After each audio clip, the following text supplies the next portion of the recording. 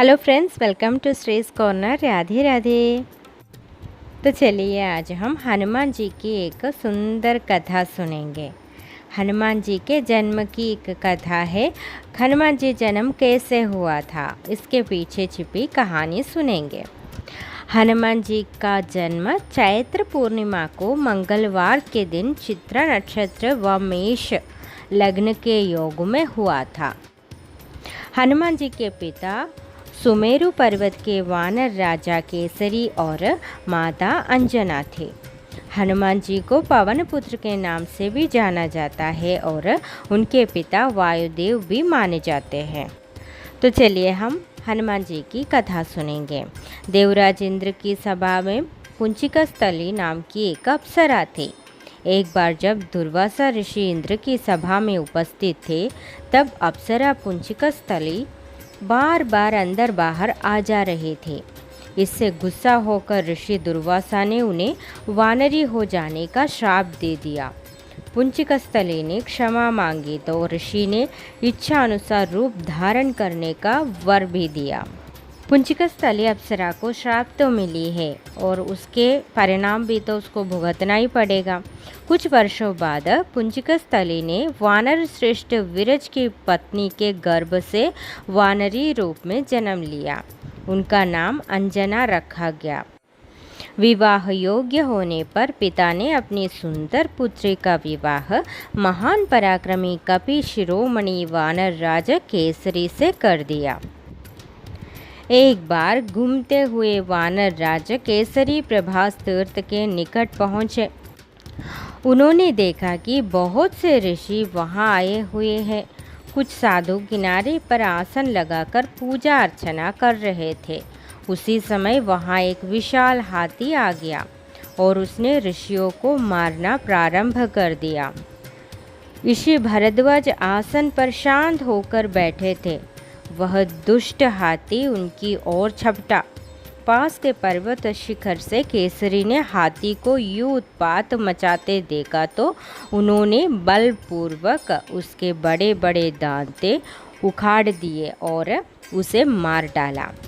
हाथी के मारे जाने पर प्रसन्न होकर ऋषियों ने कहा, वर मांगो वानर राज, जो भी वर आपको मांगना है वो आप अभी मांग सकते हैं।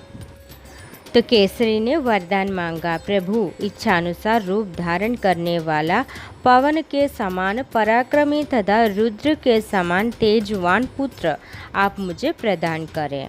ऋषियों ने तथास्तु कहा और वो चले गए। जाते जाते वे केसरी से शिव की पूजा और देवी अंजना को पवन देव की तपस्या करने का निर्देश दे दिए।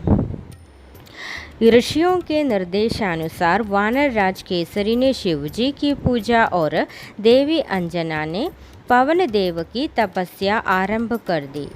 देवी अंजना सूर्योदय से सूर्यास्त तक रोज मतंग पर्वत के शिखर पर पवन देव की आराधना करती थी। एक दिन देवी अंजना मानव रूप धारण कर पर्वत के शिखर पर बैठी थी। जब समाप्त होने के बाद वे डूबते हुए सूरज की खूबसूरती को निहार रही थी। अचानक तेज हवाएं चलने लगी और उनका वस्त्र कुछ उड़ सा गया। उन्होंने चारों तरफ देखा, लेकिन आसपास के वृक्षों के पत्ते तक नहीं हिल रहे थे। उन्होंने विचार किया कि संभवतः कोई राक्षस अदृश्य होकर दुष्टता कर रहा है। अतः वे जोर से बोली, कौन दुष्ट मुझ पतिपरायण स्त्री का अपमान करने की चेष्टा करता है। तभी अचानक पवन देव प्रकट हो गए और बोले, देवी क्रोध न करे और मुझे क्षमा करे। मैं आपकी तपस्या और आराधना के फल स्वरूप ही यहाँ आया हूँ। उन्होंने आगे कहा, भगवान रुद्र मेरे स्पर्श द्वारा स्वयं आपकी कोख में प्रविष्ट हुए हैं। वही आपके पुत्र रूप में प्रकट होंगे। वानर राज केसरी के पुत्र रूप में भगवान रुद्र ने स्वयं अवतार धारण किया। इस तरह श्री राम व्रत हनुमान जी ने वानर राज केसरी के यहाँ जन्म लिया। इसी तरह हनुमान जी के जन्म हुआ था।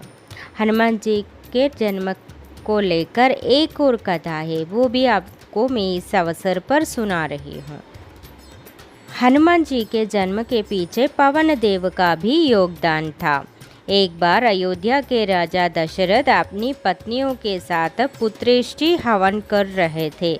यह हवन पुत्र प्राप्ति के लिए किया जा रहा था। हवन समाप्ति के बाद गुरुदेव ने प्रसाद की खीर तीनों रानियों में बराबर बांट दी। जब वे खीर के 3 हिस्से कर रहे थे तभी पवन देव कौवे का रूप धर कर वहाँ आए और खीर की कटोरी में चोंच मार दी। चोंच में खीर लेकर वहाँ से उड़ गए। चोंच में खीर लेकर वह कौवा उस जगह गया जहाँ देवी अंजना तपस्या कर रही थी। यह सब भगवान शिव और वायुदेव के इच्छा के अनुसार हो रहा था। कौवे ने देवी अंजना के हाथों पर खीर गिरा दी। तपस्या करती अंजना के हाथ में जब खीर आई तो उन्होंने उसे शिवजी का प्रसाद समझकर ग्रहण कर लिया। कहा जाता है कि इसी प्रसाद की वजह से हनुमान जी का जन्म हुआ। एक और कहानी है हनुमान जी के जन्म के पीछे छिपी। इस अवसर पर मैं आपके साथ वो कहानी भी शेयर कर रही हूँ, तो चलिए सुनते हैं। हनुमान जी को भगवान शिव का ही 11वीं रुद्र अवतार माना जाता है, जिसके अनुसार अमरत्व की प्राप्ति के लिए एक बार देवताओं व असुरों ने मिलकर समुद्र मंथन किया था।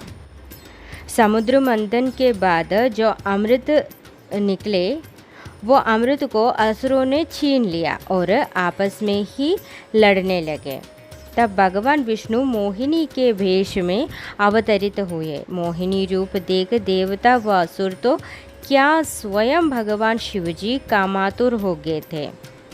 इस समय भगवान शिव ने अपने एक अंश का त्याग किया। भगवान शिव ने वो अंश को ऐसे छोड़ दिया, वो काफ़ी समय तक आकाश में विचरता रहा।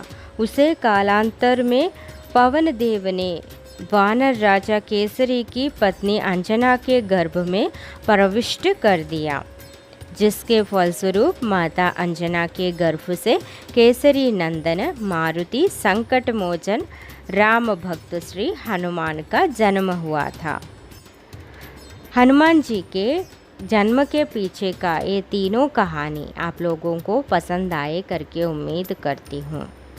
बहुत ही सुंदर है, अति सुंदर कहानियाँ हैं। सभी सुन लीजिए और दूसरों को भी सुना लीजिए। सब स्वस्थ रहिए, घर पर ही रहिए और सेफ रहिए। आज के लिए इतना ही है। फिर से मिलेंगे अगले कहानी में या कुछ जानकारी लेकर मैं फिर से आऊँगी। तब तक के लिए सभी को राधे राधे।